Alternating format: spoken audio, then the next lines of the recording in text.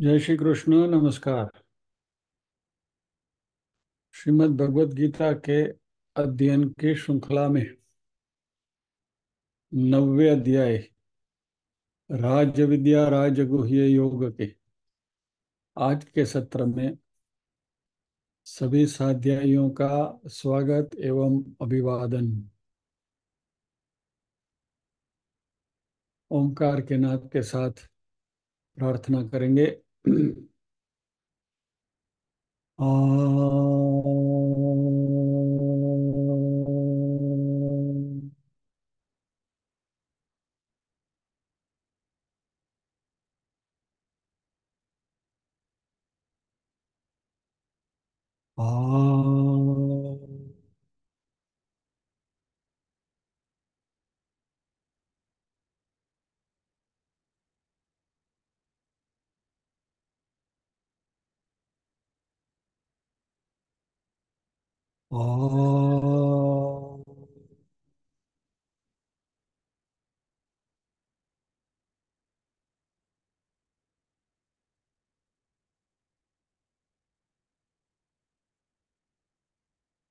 वक्रतुंड महाकाय सूर्यकोटि समप्रभ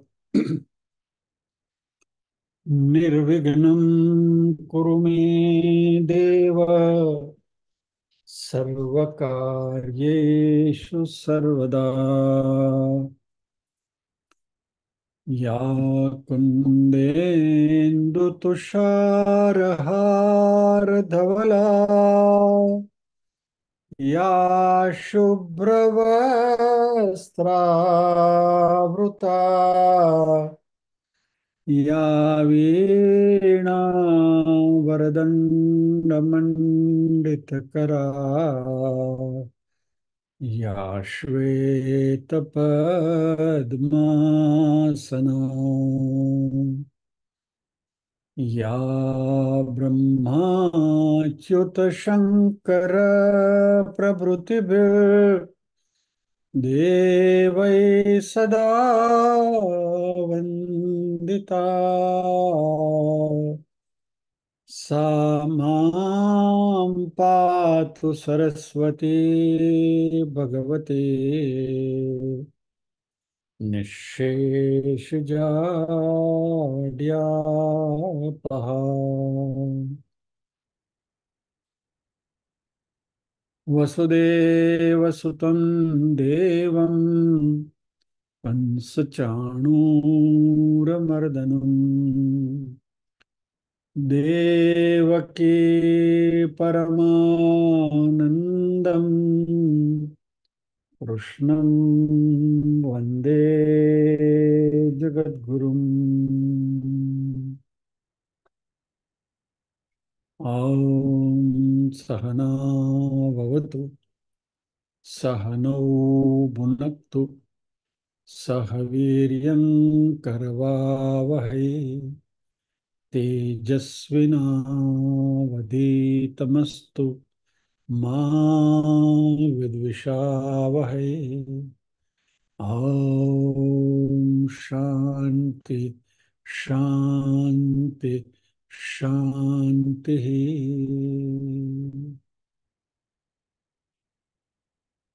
यत्र योगेश्वर कृष्णो यत्र पार्थो धनुर्धरः तत्र श्रीर्विजयो भूतिर्ध्रुवा नीतिर्मतिर्मम।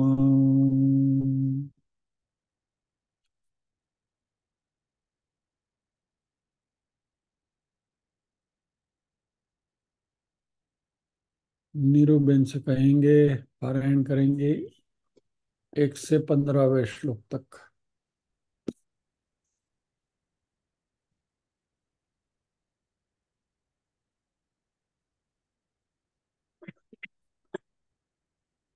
ओम श्री परमात्मने नमः। अथ नवमोऽध्यायः।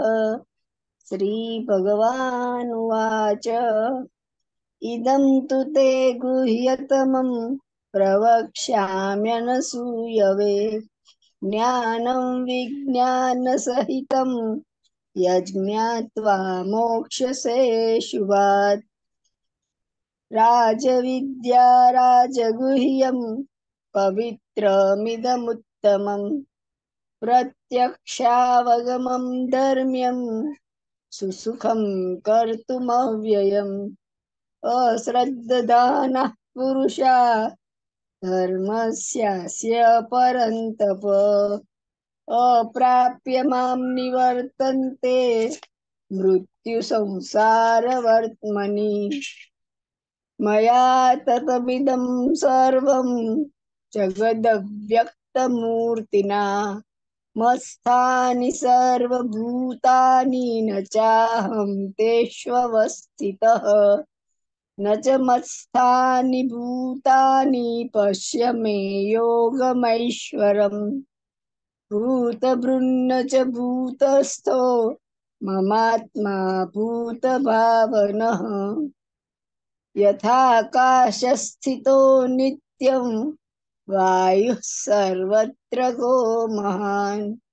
तथा सर्वाणि भूतानि मत्स्थानीत्युपधारय। सर्वभूतानि कौन्तेय प्रकृतिं यान्ति मामिकाम्। कल्पक्षये पुनस्तानि कल्पादौ विसृजाम्यहम्।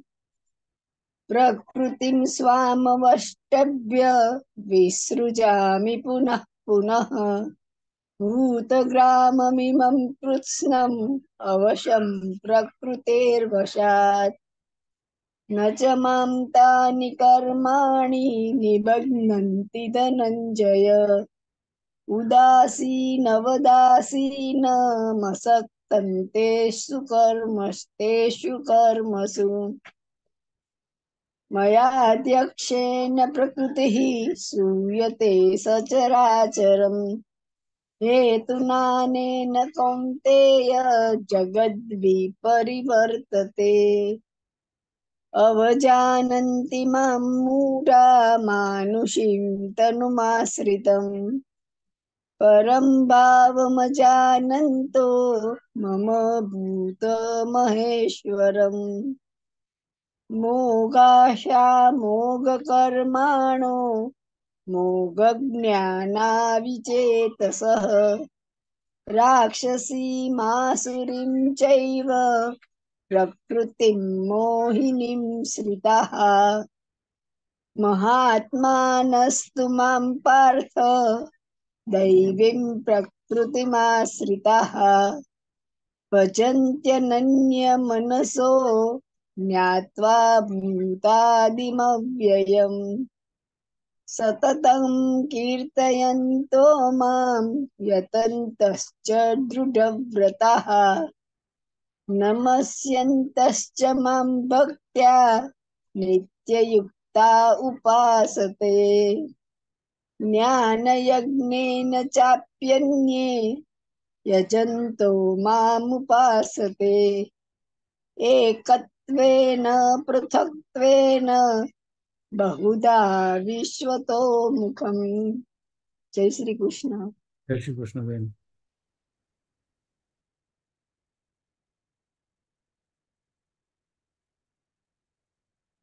ज्ञान यज्ञेन चाप्यन्ये यजन्तो मामुपासते एकत्वेन पृथक्त्वेन बहुधा विश्वतो मुखम्।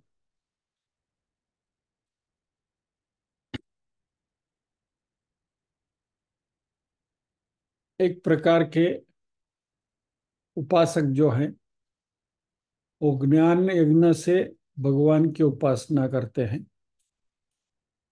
और लोग अन्य एकत्वेन पृथक्त्वेन भगवान को एक रूप से देखते हुए या तो भगवान को अलग अलग रूप से देखते हुए उनकी उपासना करते हैं। इसके ऊपर हम अध्ययन कर रहे हैं।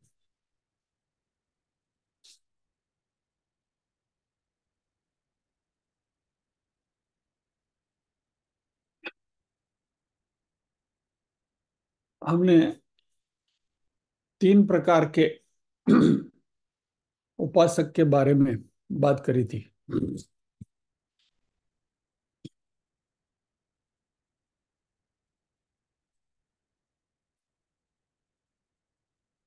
जिनकी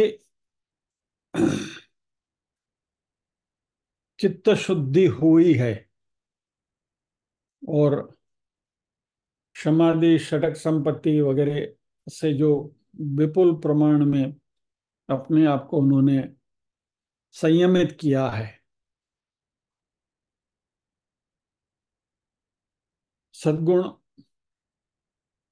का जो भंडार है, चित्त शुद्धि का उत्कर्ष हुआ है, ऐसे लोग उत्तम अधिकारी होते हैं।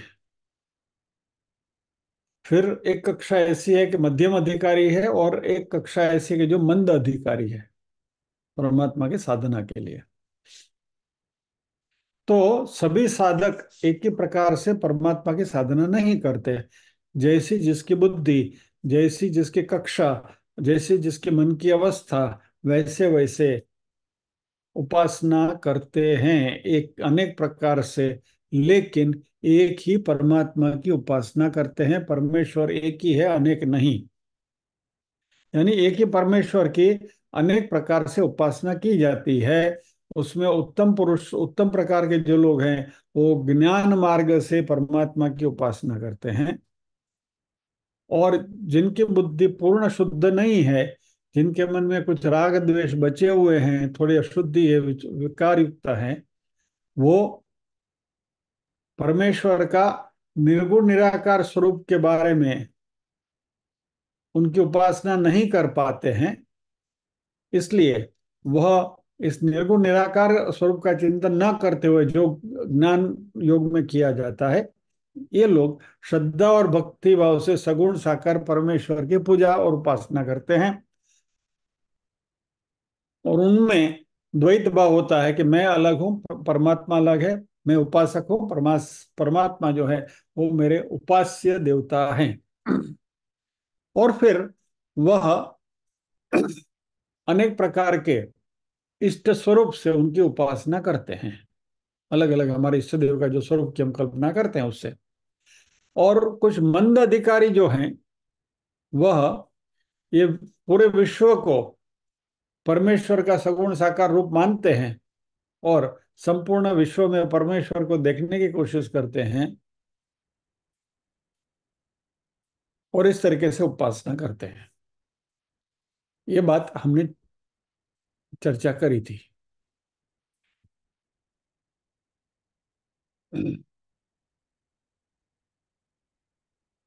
अभी उपासना आप किसी भी प्रकार से करो, जैसे अभी बताया, पद्धति आपकी कोई भी हो, हमारा लक्ष्य है परम प्राप्ति का, परमात्मा की प्राप्ति का, या तो परमेश्वर को पाने का। और ये जो हमारी समझदारी है परमात्मा को प्राप्त करने की, उसमें there is a gradual evolution. धीरे धीरे समझदारी बढ़ती है। और शुरुआत में परमात्मा के लिए मेरे मन में एक प्रकार के विचार होते हैं, और धीरे धीरे धीरे धीरे जैसे मेरा अभ्यास बढ़ता जाता है, अध्ययन बढ़ता जाता है, उपासना बढ़ती जाती है, वैसे वैसे परमात्मा को पाने की और परमात्मा को अप्रिशिएट करने की जो मेरी क्षमता है, वो बढ़ती जाती है। और 3 लेवल की अंडरस्टैंडिंग इसमें है। तो अभी हम निम्न कक्षा से शुरू करते हैं। शुरुआत में क्या होता है, परमात्मा की भक्ति या तो परमात्मा के प्रति हमारी रुचि हो से पहला तो जो कनिष्ठ लोग हैं, कि जिनको परमात्मा के साथ कोई लेना देना ही नहीं है, खा पी के मौज करो, they are not concern with what is god, and उनकी भक्ति करनी चाहिए नहीं करनी चाहिए, कैसे करनी चाहिए, वगैरह वगैरह। दे आर नॉट कंसर्न, खा पी के मजा करते हैं। और majority of the people fall in this category.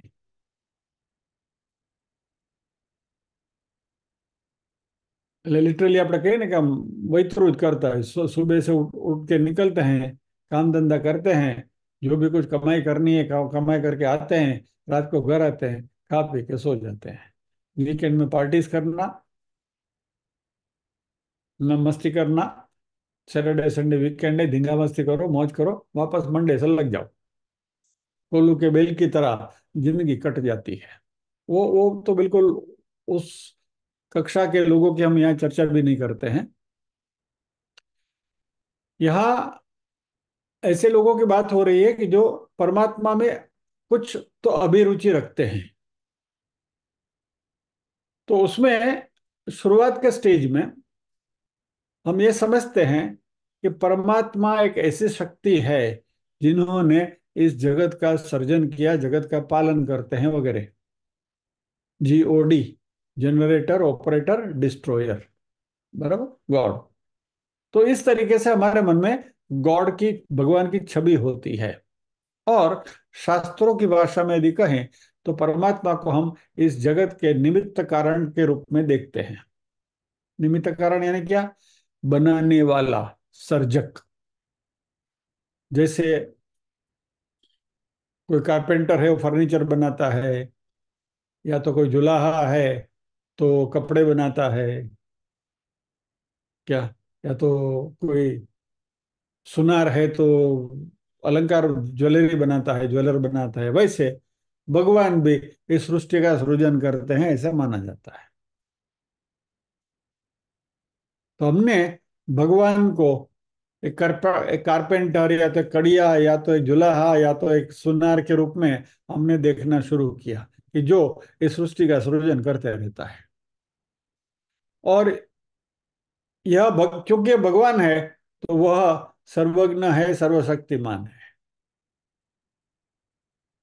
और ऐसे भगवान को हमने कई रूपों में देखना शुरू किया।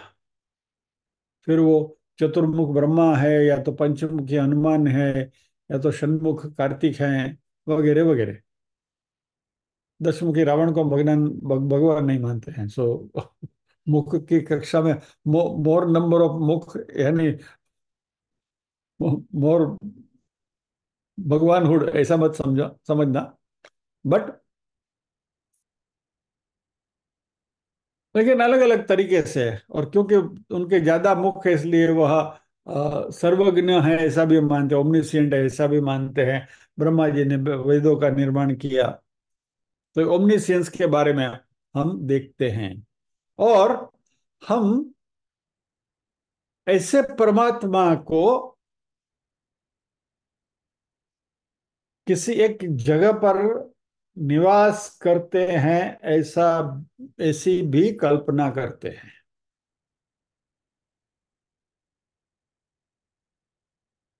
फॉर एग्जाम्पल, विष्णु सहस्त्र नाम की जो पारायण करते हैं, उन्होंने ये ध्यान के जो एक दो श्लोक हैं इसका जिक्र करेंगे। उसमें सबसे पहली कल्पना क्या करी है विष्णु की?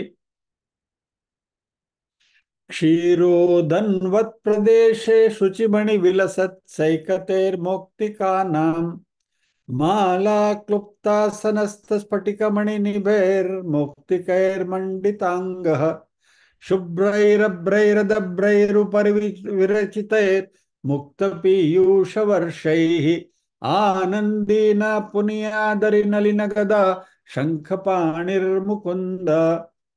सॉरी, थोड़ा छंद छटक गया। क्षीरोदन्त्वत् प्रदेशेषु नहीं गया, छटक गया, जान दो।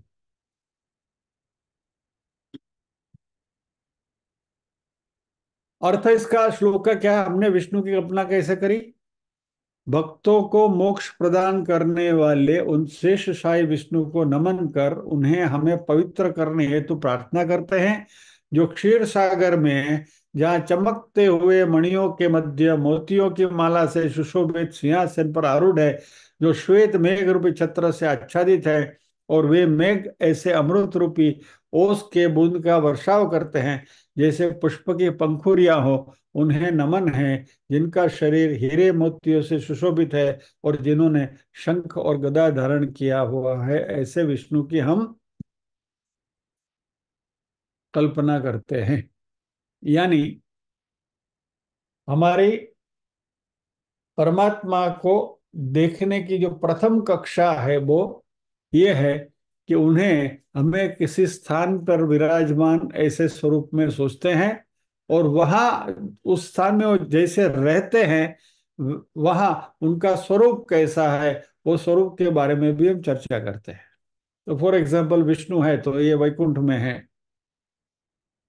शिव जी है तो कैलाश में है, वगैरह वगैरह। बराबर। ब्रह्मा जी है तो ब्रह्मलोक में है। तो परमात्मा को सबसे पहले तो हमने किसी एक स्थल के निवासी हैं ऐसा हमने सोचा, और उनको एक पर्टिकुलर उनकी एक छवि हमारे मन में निर्माण करी।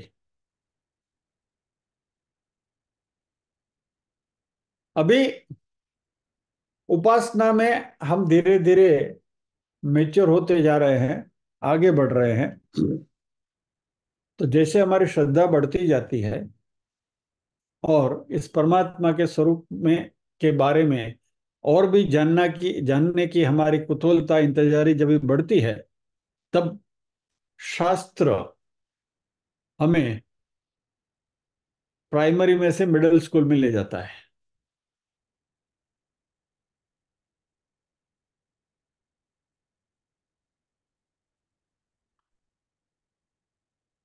अभी यदि हमने भगवान को इस एक व्यक्ति के रूप में कहीं निवास करते हुए सोचा, जैसे विष्णु है कि शिव जी की जो भी हमने बात करी, तो उनका उनकी एक मर्यादा बन जाती है। क्या? विष्णु तो विष्णु लोक में ही है, बराबर है। ब्रह्मा ब्रह्मलोक में ही है। शिव जी कैलाश में ही है। विष्णु क्षीर सागर में ही शयन कर रहे हैं, यानी कि उनको हम वहां से उठने नहीं देते हैं, वहां सोए रहो बस, शेषनाग के ऊपर। यानी उनकी एक लिमिटेशन हो जाती है। तो विष्णु यदि क्षीर सागर में शेषनाग के ऊपर शयन कर रहे हैं, तो वो यहां नहीं है।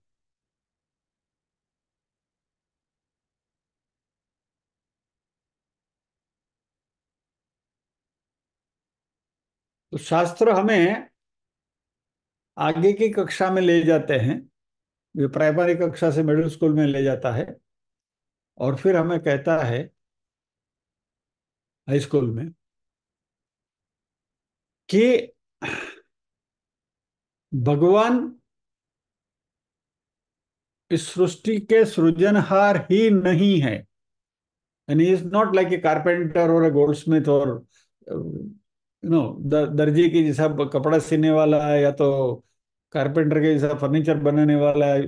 ऐसा ऐसा रोल में रिस्ट्रिक्टेड नहीं है। भगवान स्वयं इस जगत बन जाते हैं। God becomes the world, God becomes the universe. यानी पहले हमने भगवान को सृष्टि के बनाने वाले के रूप में हमने उनकी उपासना करी प्राइमरी लेवल पर। अभी हम परमात्मा को जगत नियंता के रूप में या तो जगत के रूप में देखने लगते हैं। और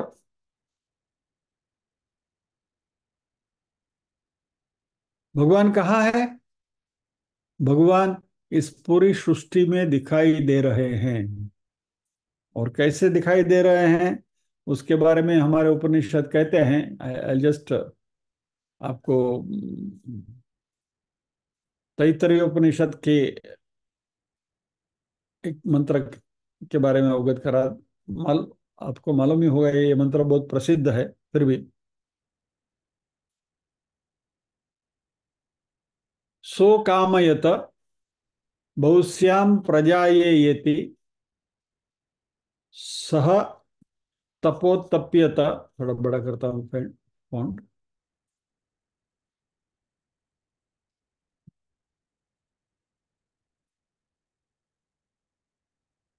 हम्म। सह अकामयत, उसने एक कामना करी, कल्पना करी। बहुश्याम प्रजा ये थे, वही एको हम बहुश्याम, मुझे पनपना है। तो उसके लिए उन्होंने क्या किया? सह तपो तप्यत, उन्होंने तप किया। स तपस्तप्त्वा, उन्होंने ये तप करते हुए और इस तपोबल की वजह से इदगुम सर्वम असृजत, ये पूरी सृष्टि का उन्होंने सृजन किया। यदिदम किंच, इतना ही नहीं, तत्सृष्टवा, इस सृष्टि का सृजन करके, तद एव अनुप्राविशत, उसी में उन्होंने प्रवेश किया। और तद अनुप्रविश्य, फिर उसमें प्रवेश करके सच्च त्यच्च अभवत, यानी वह वही बन गए। ये तैत्रीय उपनिषद में ये मंत्र है। यानी पहले हम परमात्मा को, विष्णु को विष्णु लोक में या तो क्षीर सागर में शेषनाग के ऊपर फोड़े हुए रूप में उनकी कल्पना करते थे, वही विष्णु को अभी हम इस स्वरूप में देखना शुरू करते हैं कि वह ब्रह्म का स्वरूप है। और उन्होंने कामना करी, उनको प्रजनन करना है, यानी कि सृष्टि का सृजन करना है। वो करने के लिए उन्होंने तपश्चर्या करी। वो तपश्चर्या के बल के स्वरूप उन्होंने इस विश्व का सृजन किया। इतना ही नहीं, सृजन करने के बाद उसमें उन्होंने प्रवेश किया और उसमें प्रवेश करके उसके साथ एकाकार हो गए। यानी परमात्मा को देखने की हमारी जो दृष्टि है, वह रिस्ट्रिक्टेड लेवल से बड़ी हो गई। तो भी क्या हुआ, हम सृष्टि में परमात्मा को देखने लगे। पहले मात्रा में हम उनको एक एक जगह पर देखते थे। So now god is appearing as a universe. और यही विश्वरूप ईश्वर का विश्वरूप है। और विष्णु सहस्त्रनाम के ध्यान का श्लोक जो है, वो जो अभी श्लोक आपको बताया, उसके बाद वाला फॉलोइंग श्लोक इज टॉकिंग अबाउट दिस। चलो वो श्लोक भी देख लेते हैं।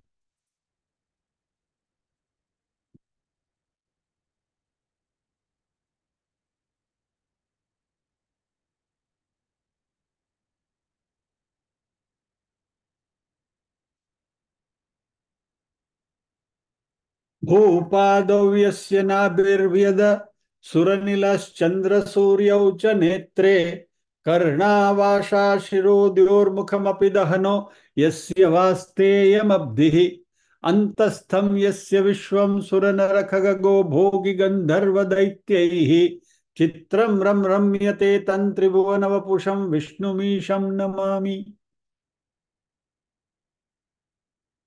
भगवान विष्णु के सर्वव्यापी स्वरूप को नमन है, जिनका देह ये त्रिभुवन है।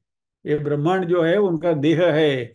जिनके चरण ये पृथ्वी है, जिनकी नाभि ये गगन है, जिनके सांस से वायु है, सूर्य चंद्र जिनके नेत्र हैं, दिशाएं उनके कर्ण हैं, स्वर्ग उनका सिर है, मस्तिष्क है, अग्नि उनका मुख है, सागर उनका पेट है। उनके सुंदर स्वरूप में ही संपूर्ण ब्रह्मांड के भिन्न देवता, मानव, पशु, पक्षी, गंधर्व एवं दैत्य विद्यमान है। ऐसे विष्णु के स्वरूप को मैं वंदन करता हूं। तो अगले श्लोक में क्या था? क्षीरोदन्वत प्रदेश में भगवान एक जगह पर सोए हुए थे। अभी इमीडिएटली दूसरे श्लोक में भगवान के इस विराट स्वरूप की कल्पना की गई। सो as our understanding gradually rises, हमारी समझदारी जैसे बढ़ती जा रही है,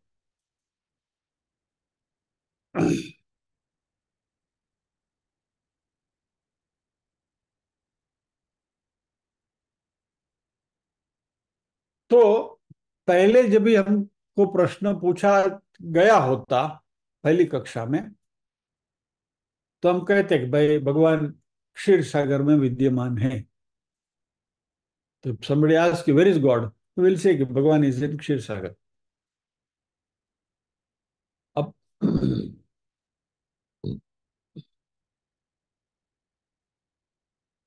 अभी हम क्या कहेंगे? अभी हम कहेंगे भगवान कहाँ नहीं है। Where is god? God is in Vaikunth. बराबर, विष्णु कहाँ है? विष्णु वैकुंठ में है, पहला। अभी किसी ने पूछा विष्णु कहाँ है? विष्णु कहाँ नहीं है। और अभी हमारी दृष्टि में बदलाव क्या आया? विष्णु सर्वत्र विद्यमान है और वैकुंठ में भी है। सीधा paradigm shift in the thinking. पहले हम कहते थे कि विष्णु वैकुंठ में ही है, उनका निवास स्थान है। अभी हम कहते हैं कि पूरे विश्व में विष्णु छाए हुए हैं, व्याप्त हैं, और वैकुंठ में भी है। So we include Vaikunth now as a part of the brahmand. यानी कि परमात्मा का जो संपूर्ण स्वरूप है उसमें ये पूरी सृष्टि समा गई। यानी परमात्मा का जो हमारे मन में जो स्वरूप का जो ख्याल है, उस ख्याल में इतना बड़ा विस्तार हुआ। भगवत गीता के 11वें अध्याय विश्वरूप दर्शन में इस बात को बहुत अच्छी तरह से दर्शाई गई है। जब भी हम आएंगे तब उसके बारे में चर्चा करेंगे। तो ये दूसरा स्टेज है। हाई स्कूल में आ गए हम, प्राइमरी से। अभी इस बात को जैसे हम समझने लगते हैं, हमारी समझदारी बढ़ती जा रही है।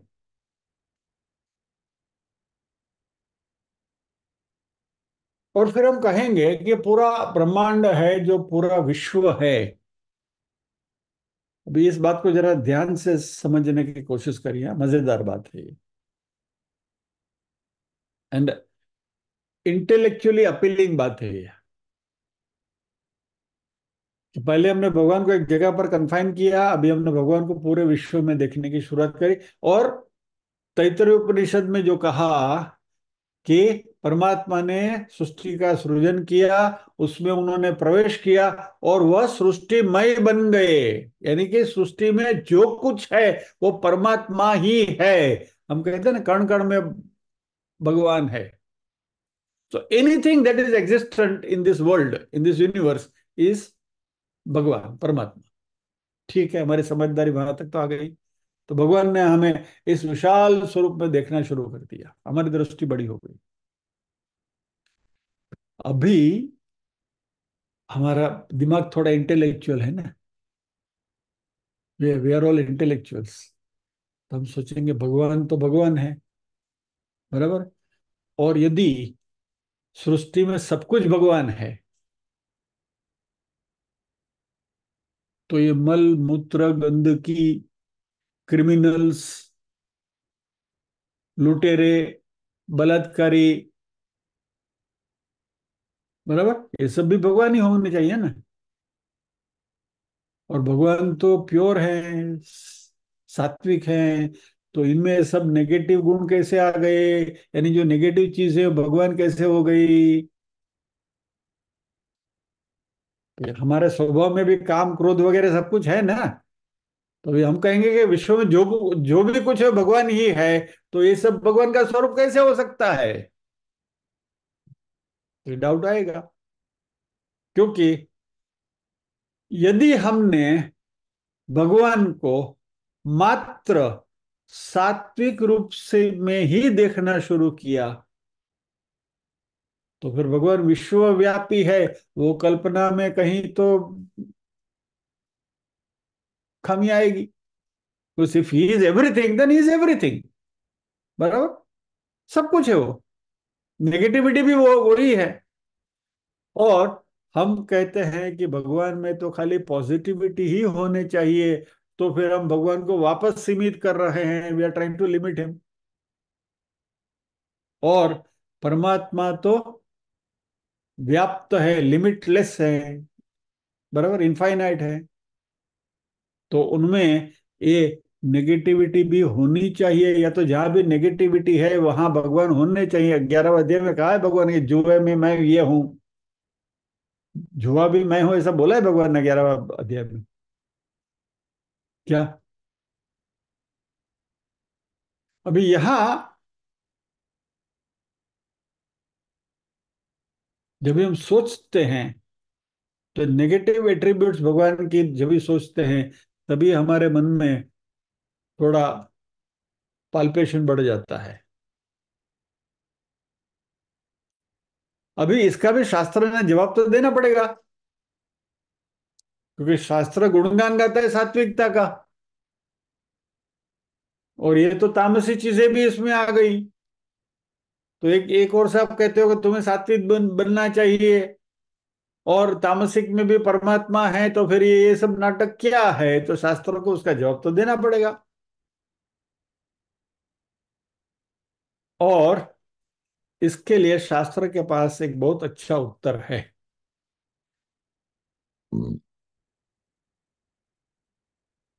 और ये उत्तर ऐसा है कि भगवान स्वयं यह विश्व बनते नहीं है।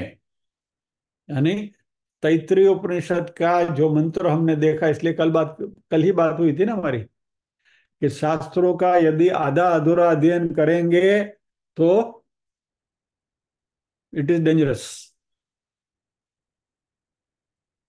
या तो पूर्ण अज्ञान ही अच्छा है, या तो ज्ञान ही अच्छा है।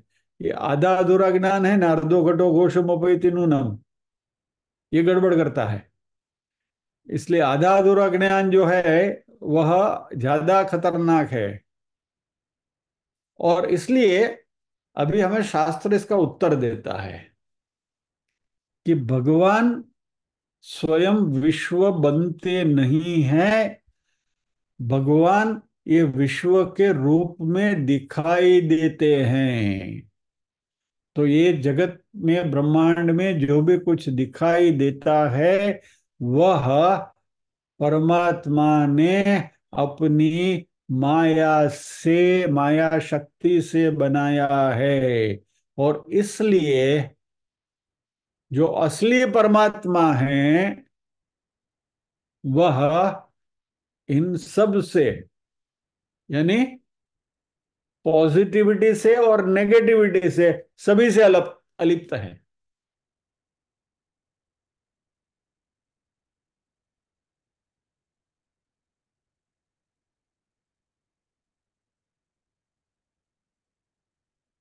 आप आईने के सामने खड़े रहो, वो मिरर हाउस में हम जाते हैं ना, जहाँ कॉन्वेक्स और कॉनकेव लेंस वगैरह मिरर लगे हुए रहते हैं।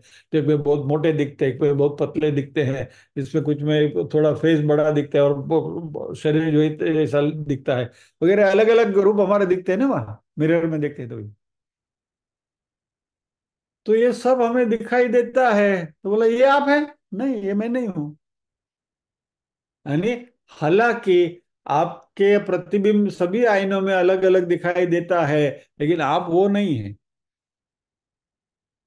बराबर, एग्जैक्टली इन सिमिलर मैनर यह जो विश्व है, यह जो ब्रह्मांड है, वह परमात्मा का प्रतिबिंब है।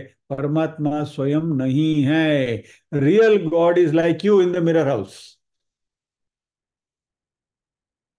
और फिर मान लीजिए कि वो आईना में भी कलरफुल आईने, मान लो कोई पीला आईना है, कोई ग्रीन आईना है, कोई लाल कलर का आईना है, तो उसमें लाल दिखोगे, इसमें पीला दिखोगे, इसमें हरा दिखोगे, इसमें ब्लू दिखोगे। आपके ऊपर इसका कोई असर नहीं है। You are not tainted by those colours. इसी तरह शास्त्र में कहते हैं कि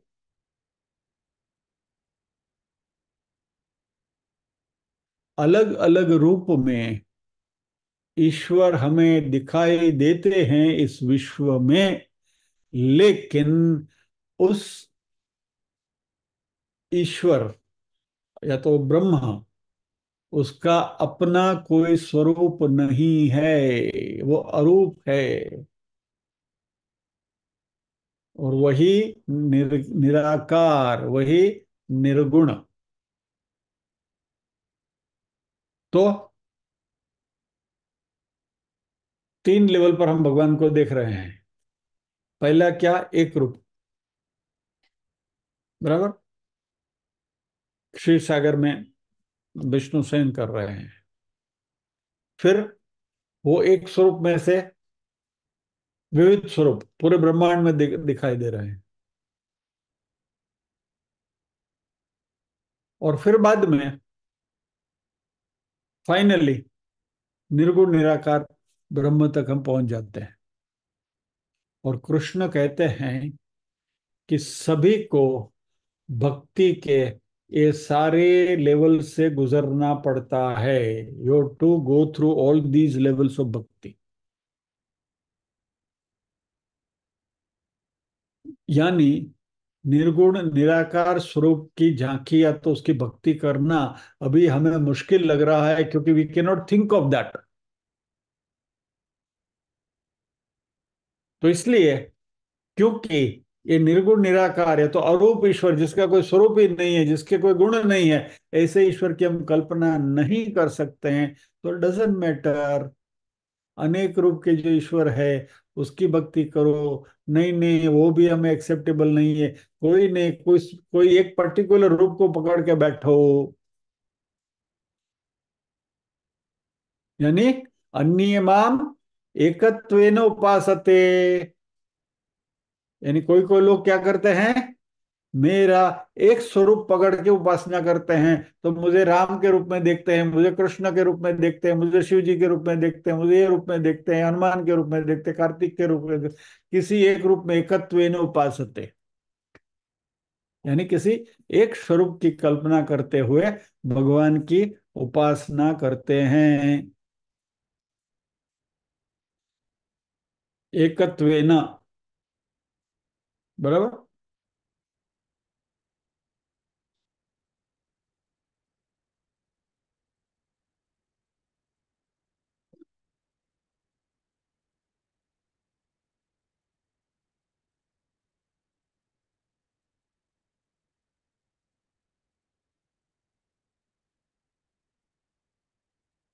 वो उपासना का हमारा लेवल बढ़ते बढ़ते सबलाइन होते होते, जब भी हम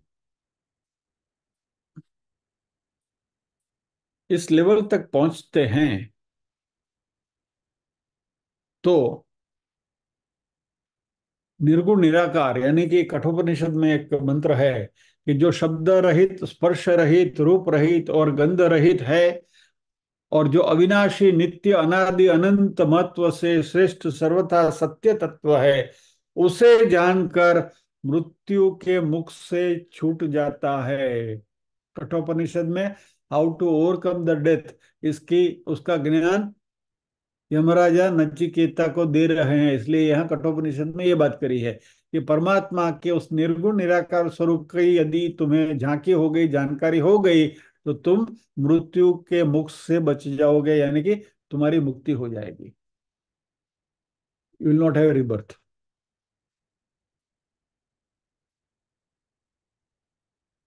तो वेदांत का अध्ययन करते हुए इस अरूप ईश्वर की हम झांकी करते हैं। अभी कोई लोग सोचते हैं कि भाई हम उसके लिए तैयार नहीं हैं, तो विश्वतो मुखम उपासते, यानी भगवान के विविध रूप की हम कल्पना करते हैं। फिर वो पुरुष सूक्तम में भी हम करते हैं, सहस्र शीर्षा पुरुषा सहस्राक्ष सहस्रपात, इस तरीके से भी हम भगवान की कल्पना करते हैं। सहस्त्र शीर्षा पुरुष सहस्राक्ष सहस्रपात, स भूमि विश्वतो वृत्वा तिष्ठति दशांगुलम। ये दशांगुल की भी बहुत अलग अलग रूप से लोग चर्चा करते हैं। Will not get into that now, कभी उसके बारे में बात करेंगे।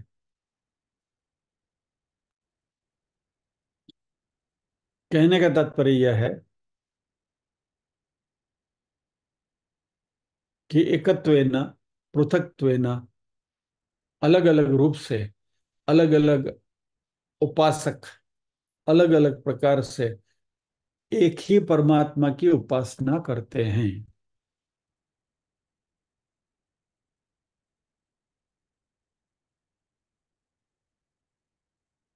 और some people are very much obsessed with a particular form. For example, हमारे जो पुष्टि मार्ग के अनुयायी हैं, वो कृष्ण को 11 साल से बड़े होने ही नहीं देते हैं। भगवान हमारा 11 वर्ष जमे रे एनाથી मोटा થાય જ नहीं कोई दिवस। यानी जो उनके लिए वो महाभारत वाले कृष्ण, गीता के कृष्ण वगैरह मान्य नहीं है। वो बाल गोपाल ही, लड्डू गोपाल ही उनके लिए ठीक है। यानी एक पर्टिकुलर फॉर्म के साथ वो they are obsessed with it.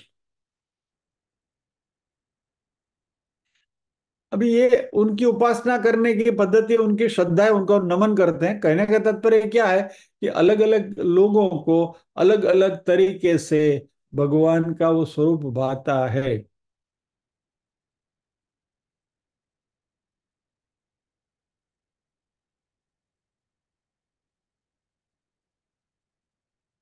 अभी ऐसा ही एक दूसरा जो संप्रदाय है, ये हमारे इस्कॉन वाले हैं। भी हमने देखा है कि कली संतरण उपनिषद में ब्रह्मा जी ने नारद जी को ये उपदेश दिया था कि कलयुग में लोगों को अपना उद्धार करने के लिए ब्रह्मा जी ने कहा कि मैं ये महामंत्र देता हूं, जिसका गान करने से, इस मंत्र का पठन करने से कलयुग में मनुष्यों को अपने आप का उद्धार करने का रास्ता मिलेगा। और ये महामंत्र उन्होंने दिया, हरे राम हरे राम, राम राम हरे हरे, हरे कृष्ण कृष्ण कृष्ण हरे हरे। बरोबर, ये ओरिजिनल मंत्र ब्रह्मा जी ने दिया हुआ है। बरोबर, जो चैतन्य महाप्रभु जी ने उस उपनिषद से लेकर उसको प्रचलित किया। और चैतन्य महाप्रभु जी से फिर बाद में प्रभुपाद जी आए और उन्होंने उसको बहुआयामी बनाया। अभी मजा क्या है कि धीरे धीरे धीरे धीरे अभी वो उन्होंने संस्था का नाम दिया international society of Krishna consciousness, ISKCON. बराबर, तो कृष्ण कॉन्शियसनेस है ना, कृष्ण पहले। तभी उन्होंने क्या किया, उसी महामंत्र को अपने हिसाब से उल्टा कर दिया।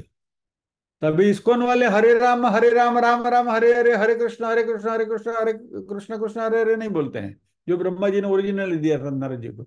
अब ये क्या बोलते हैं, हरे कृष्ण कृष्ण कृष्ण हरे हरे, हरे राम हरे राम, राम राम।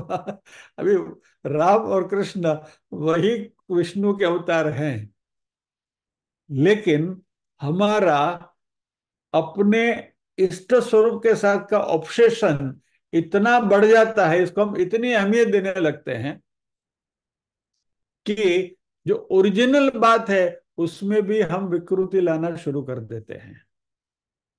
अभी ये मनुष्य का अपना अहंकार है, शास्त्रों में ये बातें नहीं है। तो ये संप्रदाय सब जो नाटक जो हो रहा है ना, वैसे स्वामीनारायण संप्रदाय में, स्वामीनारायण संप्रदाय में भी भगवान स्वामीनारायण ने स्वयं कहा है, शिक्षा पत्री में यदि आप पढ़ोगे, मेरे पास वो बहुत सारे शिक्षा पत्री के श्लोक के रेफरेंसेस है, उसमें स्पेसिफिकली कहा है कि भक्ति करनी है तो कृष्ण की ही करो। वेरी एम्फेटिकली ये से स्वामीनारायण ने स्वयं कहा। लेकिन अभी संप्रदाय वाले ने क्या किया, अपना अहंकार थोड़ा, अपने संप्रदाय को बढ़ावा देना है, तो स्वामीनारायण के मंदिर में आप जाओगे तो बीच में स्वामीनारायण को खड़े कर दिए और कृष्ण को बाजू में बिठा दिए, राधा कृष्ण को। यानी ओरिजिनल जो मूल बात थी उसको अपने हिसाब से ये कर दिया और फिर अपने संप्रदाय को बढ़ावा देने लगे। एक बात मैंने कहीं पढ़ी थी, स्वामी चिन्मयानंद जो गीता ज्ञान यज्ञ का प्रचार करते थे, क्रॉस मैदान में उनके प्रवचन हुआ करते थे अंग्रेजी में उस जमाने में, जब भी मैं कॉलेज में जाता था तभी। और फिर उन्होंने मुंबई में आश्रम भी बनाया, चिन्मया चिन्मयानंद का उनके जो संस्था है उसने, चिन्मय मिशन। चिन्मयानंद ने स्वयं नहीं, उन्होंने आश्रम बनाया था। तभी उस आश्रम में उन्होंने शिव जी के मंदिर की स्थापना करी, शिव जी की स्थापना करी। और इस्कॉन वाले के पेट में चुकाने लगी। कृष्ण का नाम लेकर इतना पैसा कमाया है, और मंदिर किसका बनाया? शिव जी का बनाया।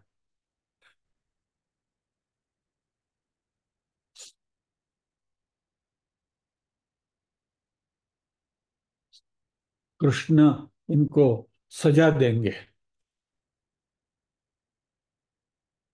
ऐसा कहीं किसी ने प्रतिपादित किया था, ऐसा मैंने कहीं पढ़ा है from some authentic source. Anyway, हम अपने इष्ट स्वरूप के साथ इतने ऑब्सेस्ड हो जाते हैं। सी, ये द्वैत भक्ति का ये सबसे बड़ा डेंजर पॉइंट है। यानी जो मूल तत्व है उसकी विस्मृति हो जाती है। और ये मूल तत्व की विस्मृति हो जाने के बाद हम इसमें इतने उलझ जाते हैं कि उसमें से बाहर निकलना मुश्किल हो जाता है। सो यहाँ क्योंकि हम अध्यात्म का अध्ययन कर रहे हैं, और क्योंकि परमात्मा के निर्गुण निराकार स्वरूप के साथ घुल मिल जाने, क्योंकि वो हमारा हमारा असली स्वरूप वो है। परमात्मा का निर्गुण निराकार स्वरूप है, वही स्वरूप आत्मा का है, और आत्मा सो परमात्मा, जो आत्मा है वही परमात्मा है। उस लेवल तक हमको जाना है। लेकिन हम प्राइमरी लेवल में ही इतने उलझ जाते हैं कि वहां तक पहुंच नहीं पाते हैं। इसलिए ये बात इतनी इलेबोरेटली यहाँ करने की जरूरत इसलिए पड़ी इस श्लोक के संदर्भ में, कि हम इतने संकुचित तो नहीं बन रहे हैं न, अपने आप को कहीं किसी एनक्लोजर में डाल के तो नहीं बैठे हैं न। इसकी जरा अपने आप इंट्रोस्पेक्शन करके चौकसी करते रहना। हमारे इष्ट देव हैं। अभी मैं भी यहाँ कहता हूँ कि मेरे इष्ट देव भगवान कृष्ण है, बराबर है। But I have not restricted myself to Krishna, कि भाई कृष्ण ही है, बाकी कोई नहीं है। यानी बाकी के जो स्वरूप है वो भी वो उसी परमात्मा के स्वरूप है, वो वही तत्व है। यानी सभी के प्रति हमारा सम्मान होना जरूरी है, लेकिन हमारा इष्ट देव हमें अच्छे लगते हैं, वो स्वरूप मुझे ज्यादा पसंद है, इसलिए वो मेरे इष्ट देव हैं। तो इस बात को ध्यान में रखें, कहीं भी हम संकुचित बनने की कोशिश न करें, अपने आप को ऐसी मनोवृत्ति से बचाएं कि भाई मैं तो इसी का ही भजन करूंगा, मैं तो कृष्ण को मानता हूं तो मैं शिव का नाम नहीं लूंगा। क्या, या तो मैं तो शिव भक्त हूं तो मैं, मेरा राम के या तो कृष्ण से कोई लेना देना नहीं। हालांकि राम के इष्ट देव शिव जी है, और शिव जी के इष्ट देव राम है। भाई कहाँ कहाँ कहाँ आप क्या क्या ताना वाना जोड़वा बेसो, બધા एक ना एक अच्छे, ऑल आर सेम। और जब भी हम ये नाटक करते हैं, ये झगड़ा करते हैं, तो ऊपर बैठे बैठा वो हंसता है कि देखो क्या मजा आ रहा है।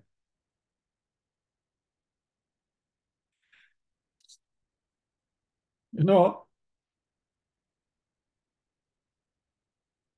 छोड़िए। सो इस फेनेटिज्म से हमें अपने आप को उभारना है। शुरुआत में किसी एक स्वरूप की अर्चना करते हुए हम आगे बढ़े। फिर आप एकत्वेन पृथक्त्वेन विश्वरूप की वर्शिप करो, और अल्टीमेटली हमें जाना है अरूप स्वरूप में, यानी कि निर्गुण निराकार तक पहुंचना है। तो इस श्लोक में भगवान कहते हैं ज्ञान यज्ञेन चाप्यन्ये यजन्तो माम उपासते एकत्वेन पृथक्त्वेन बहुधा विश्वतो मुखम।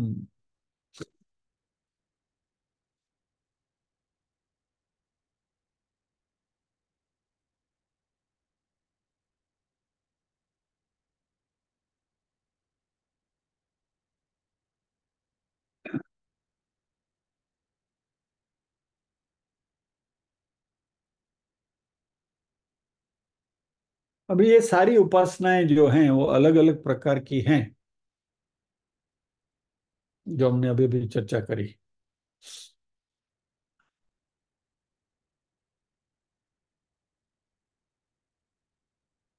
तो ये सभी उपासनाएं भगवान की ही कैसे हो सकती है, एक ही भगवान की कैसे हो सकती है? तो उसके लिए भी भगवान कुछ खुलासा करने वाले हैं, जो अगले श्लोक से शुरू होगा। अगले 4 श्लोक में इसी की बात भगवान करने वाले हैं, जो हम अगले शनिवार से शुरू करेंगे इसकी चर्चा। तो आज की हमारी उपलब्धि, 3 प्रकार के लोग, 3 कक्षा के लोग। पहला, भगवान को रिस्ट्रिक्टेड एक जगह पर देखते हैं, जैसे विष्णु को गोलोक में, विष्णु लोक में, ब्रह्मा जी को ब्रह्मलोक में, शिव जी को कैलाश में, वगैरह वगैरह। यहाँ से फिर हमारी दृष्टि विशाल होती है, पूरे जगत में परमात्मा व्याप्त है ऐसा देखते हैं। फिर जब भी जगत की नेगेटिविटी हम देखते हैं, तो तभी हम सोचने लगते हैं कि क्या नेगेटिविटी में भी परमात्मा हो सकते हैं क्या? तो तभी जाकर हमें पता चलता है कि ये सब परमात्मा की माया का प्रभाव है। और माया में 3 गुण है, त्रिगुणात्मक माया है, सत्व रज और तम। बराबर। तो भगवान अपनी माया में प्रतिबिंबित होते हैं, और माया अपना कलर पहनाती है, अपने चोले उड़ाती है। तो ये नेगेटिविटी जो हमें दिखाई दे रही है, वो परमात्मा की नहीं है, वो माया की है। तो इस बात को हम समझते हुए चले, और परमात्मा का जो निर्गुण निराकार स्वरूप है, इससे हमें एकाकार होना है, क्योंकि वही हमारा अपना स्वयं का असली स्वरूप है, जिसकी हमें पहचान बनानी है। तो विद दिस नोट, इस बात के साथ हम यहाँ विराम लेंगे, प्रार्थना करेंगे।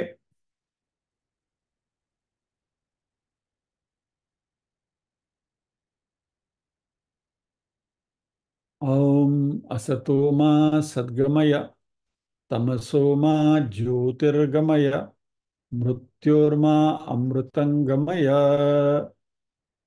सर्वेषां स्वस्तिर्भवतु, सर्वेषां शान्तिर्भवतु, सर्वेषां मङ्गलं भवतु, सर्वेषां पूर्णं भवतु।